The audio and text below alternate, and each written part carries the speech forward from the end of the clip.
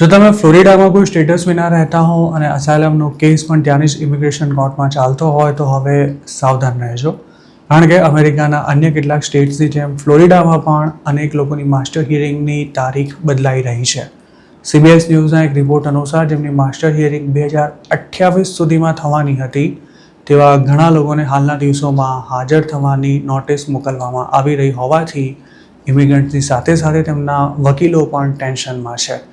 અસાયલમના કેસની પહેલી મુદતને master hearing કહેવામાં આવે છે.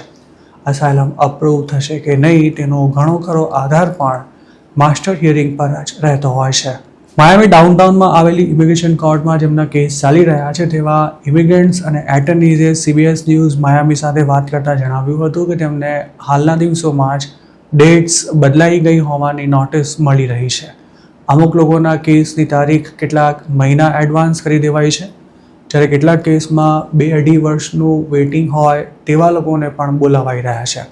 બ્રાઝિલથી આવેલા એક અનડોક્યુમેન્ટેડ ઇમિગ્રન્ટે આ અંગે એવું જણાવ્યું હતું કે તેની માસ્ટર હિયરિંગ ડિસેમ્બર 2026માં થવાની હતી, પણ હવે તેને ચાલુ મહિનામાં જ કોર્ટમાં હાજર થવા માટે કહી દેવાયું છે. તેવી જ રીતે તેના અન્ય એક ફેમિલી મેમ્બરની ડેટ છેક 2028માં શેડ્યુલ હોવા છતાં પણ તેમની માસ્ટર હિયરિંગ આવતા વીકમાં જ થવાની છે. માસ્ટર હિયરિંગની તારીખ કેમ આડેધડ એડવાન્સ થઈ રહી છે તેનો વકીલો પાસે પણ કોઈ જવાબ નથી.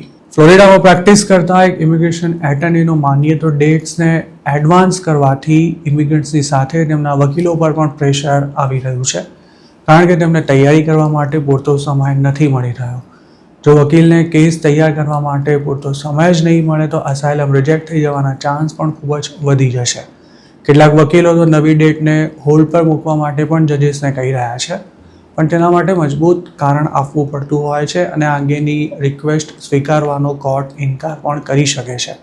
ઇમિગ્રેશન લોયર્સનું એવું પણ માનવું છે કે કોર્ટ્સ પોતાની રીતે જ માસ્ટર હિયરિંગની તારીખોને રીશેડ્યુલ કરી રહી છે અને તેની પાછળ સરકારનું પ્રેશર હોવાની શક્યતા પણ નકારી શકાય તેમ નથી. ઇમિગ્રેશનને સૌથી વધુ ડર એ વાતનો લાગી રહ્યો છે કે માસ્ટર હિયરિંગની તારીખ બદલાયા બાદ તેમને કોર્ટમાંથી જ અરેસ્ટ કરી લેવામાં આવશે કે પછી અસાયલમ આપવાનો ઇનકાર કરીથી પહેલી જ મુદતમાં ફાઇનલ રિમૂવલ ઓર્ડર ઇસ્યુ કરી દેવાશે.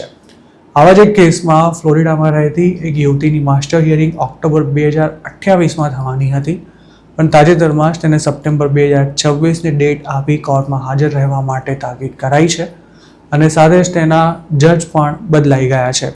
ઇમિગ્રેશન કોર્ટ્સનું કામકાજ જોતા એક્ઝિક્યુટિવ ઓફિસ ફોર ઇમિગ્રેશન રિવ્યુએ આ મામલે એવી પ્રતિક્રિયા આપી હતી કે હાલ જેટલા પણ કેસ પેન્ડિંગ છે તેમને ઝડપથી પૂરા કરવા માટે કવાયત ચાલી રહી છે અને તેના ભાગરૂપે જ માસ્ટર હિયરિંગની તારીખો રીશેડ્યુલ કરાઈ રહી છે. દરેક કેસની સમયસર અને યોગ્ય સુનાવણી થાય તે માટે નવા ઇમિગ્રેશન જજીસને અપોઇન્ટ કરવાની પ્રક્રિયા પણ ચાલુ હોવાનું EOIRએ જણાવ્યું હતું. હાલમાં જ આ અંગે NPR નામની એક ન્યૂઝ વેબસાઇટમાં પબ્લિશ થયેલા રિપોર્ટમાં જણાવાયું હતું કે શિકાગો, બોસ્ટન અને ચેમ્સફોર્ડની ઇમિગ્રેશન કોર્ટ્સમાં લોકોની ડેટ્સ બદલાઈ રહી છે. જોકે હવે ફ્લોરિડામાં પણ કંઈક આવું ચાલી રહ્યું હોવાની વાત સામે આવી છે. શક્ય છે કે અમેરિકાના અન્ય સ્ટેટ્સમાં પણ આ જ સ્થિતિ હોઈ શકે છે. અસાયલમ માંગનારા લોકોને એવો વહેમ હોય છે કે ડેમોક્રેટિક સ્ટેટ્સમાં અસાયલમના કેસ કરવાથી તેના અપ્રુવલના ચાન્સ વધી જાય છે. જોકે હકીકત એ છે કે ઇમિગ્રેશન કોર્ટ્સ ફેડરલ ગવર્મેન્ટના તાબા હેઠળ કામ કરે છે અને તેમાં સ્ટેટ ગવર્મેન્ટનો કોઈ રોલ હોતો જ નથી.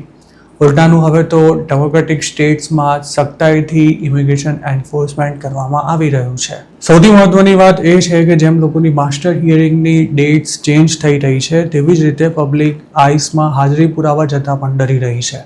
ખાસ તો જે લોકોને રિપબ્લિકન સ્ટેટ્સમાં હાજરી પુરાવા માટે જવાનું છે તે લોકો આઈસની ઓફિસમાં પગ મૂકવા માટે પણ તૈયાર નથી અને અમુક કેસમાં વકીલો પણ ડેટ ભરવા માટે ના જવાની સલાહ આપી રહ્યા છે.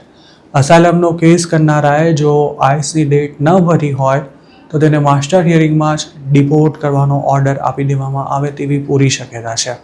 આવા કેટલાક કેસમાં ગુજરાતીઓને પણ ડિપોર્ટ થવાનો વારો આવ્યો છે, પણ તેમ છતાંય હવે પબ્લિક આઈસમાં હાજરી પુરાવા જવાનું ટાળી રહી છે. તેવી જ રીતે જે લોકોએ ફેક સ્ટોરી આપીને અસાયલમ માંગ્યું છે તેવા લોકોના કેસ માસ્ટર હિયરિંગમાં જ ઉડાવી દેવાય છે તેવી પણ ચર્ચા ચાલી રહી છે. અમુક ગુજરાતીઓનું માનીએ તો માસ્ટર હિયરિંગ થાય જ નહીં તે માટે હવે લોકો ડેટ નજીકમાં હોય ત્યારે જ સ્ટેટ ચેન્જ કરાવી નાખે છે, જેથી તેમને થોડો સમય મળી રહે. સ્ટેટ ચેન્જ કરાવવાના આ જુગાડથી લોકો 2028 સુધીનો સમય ગમે તેમ કરીને કાઢવા માંગે છે. જોકે હવે આડેધડ ડેટ્સ ચેન્જ થઈ રહી હોવાથી સ્ટેટ ચેન્જ કરવાનું આવે તે પહેલાં જ જો તારીખ બદલાઈ જાય તો બંને બાજુથી ફસાવાનું થાય તેવી સ્થિતિ છે. એક તરફ અસાઇલમના કેસ પેન્ડિંગ છે તેવા લોકો હાલ ખાસ આ ટેન્શનમાં છે, તો બીજી તરફ વકીલો લોકોની આ સ્થિતિનો લાભ ઉઠાવીને બેફામ ડોલર છાપી રહ્યા હોવાની ફરિયાદો પણ થઈ રહી છે.